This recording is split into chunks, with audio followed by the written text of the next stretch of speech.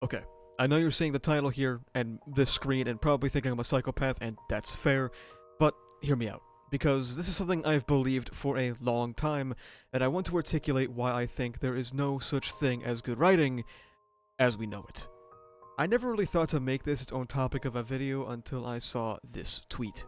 Now, I'll be honest, I think this tweet is in reference to something that happened in a show called Yellow Jackets, which I don't know anything about, nor do I know the context of whatsoever, so no shade to the original poster and no shade to whatever show is being repped here.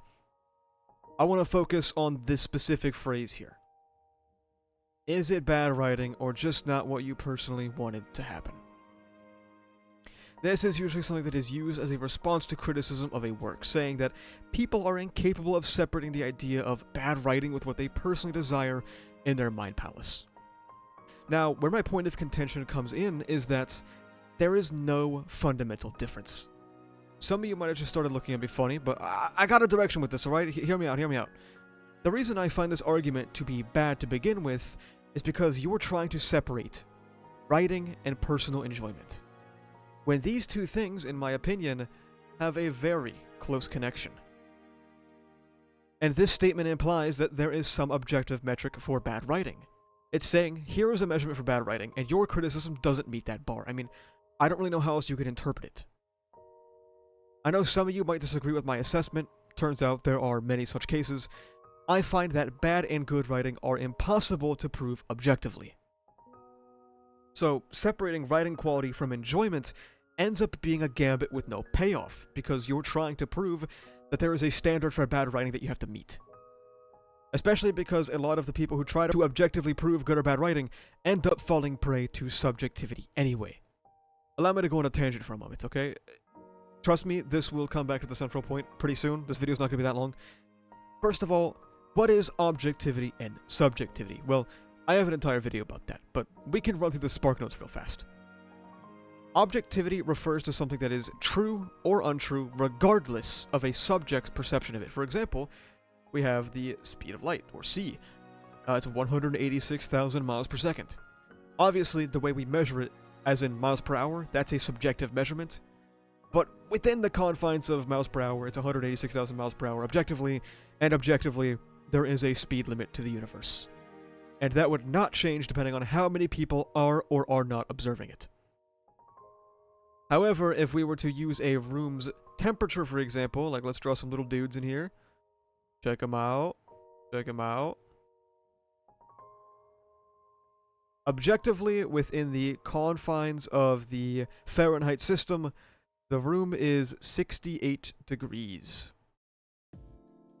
Now, that may be objectively 68 degrees Fahrenheit. You can technically get into a lot of semantics here, or the minutia about if the thermostat is accurate. Let's just assume it's 100% accurate.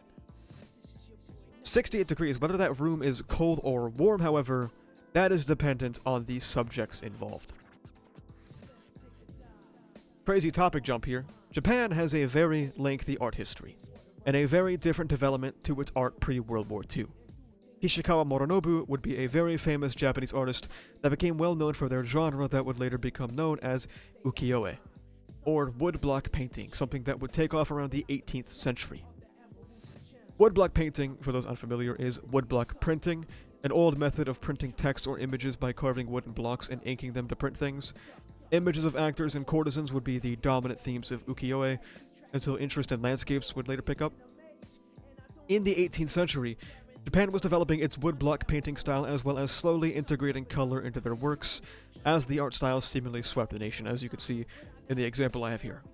Now, during the same period between the 17th and 18th century of Europe, you will not find the same style, color, arts, or even production methods, mainly following the style known as Baroque, a method that came about to counter the simplicity of Protestant architecture that was encouraged by the Catholic Church. While European art was evolving in response to the Church, it would become a style known for its grandeur, detail, and deep color. I mean, you can see that in a lot of ancient European art. Ukiyo-e, on the other hand, at the same time, was notable for its very characteristic line work, and as Richard Sims would write in their book French Policy Towards the Bakufu and Meiji Japan, the style often used very asymmetrical or unusual angles for a spontaneous feel to the image's composition. If there is a universal, objective idea of what good art is, why did two different regions of the world end up developing so drastically differently? Was everyone in Japan just objectively wrong for preferring this art style? Was Europe objectively wrong for this art style? Or were they subjects of their experiences, history, religion, culture, and more? It's a fundamental flaw of the argument, as ascribing any objectivity to art, artistic tendencies, themes, styles, or techniques ends up usually being favored towards a culturally dominant style, mostly Eurocentrism. And usually I see these conversations in English-speaking communities, probably because I speak English, so of course they are going to be favoring ideas that they grew up with and understood from their childhood into adulthood, such as classic American or European tropes, and different art styles like that. And that's why there is no good writing as we know it, because what is good writing to one person is bad writing to another. Sorry, I gotta draw my fucked up guys. These guys have different opinions, as it turns out. Every person has different experiences, tastes, and so on, and this discussion will be dripping with subjectivity and personal bias, as it should. Objectivity is entirely dependent on there being no subjects, so if you take the subjects away from the arts, is it still good? No, it's just there because it's not anything.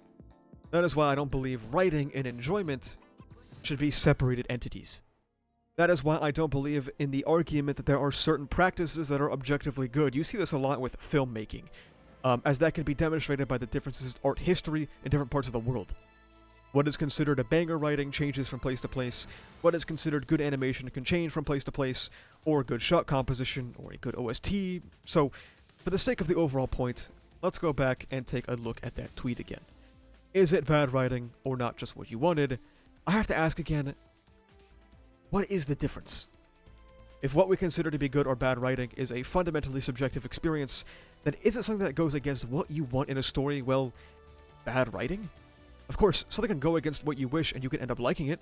You can consider that good writing, but the point still stands that you cannot separate writing and enjoyment because these two things are intertwined. If I enjoy something, it's well written. I'm not going to make excuses for it. I'm not going to say, oh, well, this thing is technically better, but I like this more. No, it's better because I like it more. And it's really as simple as that. Thank you so much for watching. If you like this video, make sure you subscribe for more. You can also check the description down below to become a member, which gives you benefits like early videos, membership badges, and cool custom emotes. You can join the Discord where we talk about ReZero, Kagurabachi, Jujutsu Kaisen, and all kind of stuff. Additionally, you can go to the channel store and pick up some awesome stickers made by our channel artist, so you can carry the power of Graphia with you on your water bottle. That's about it though. Thank you for watching. See ya.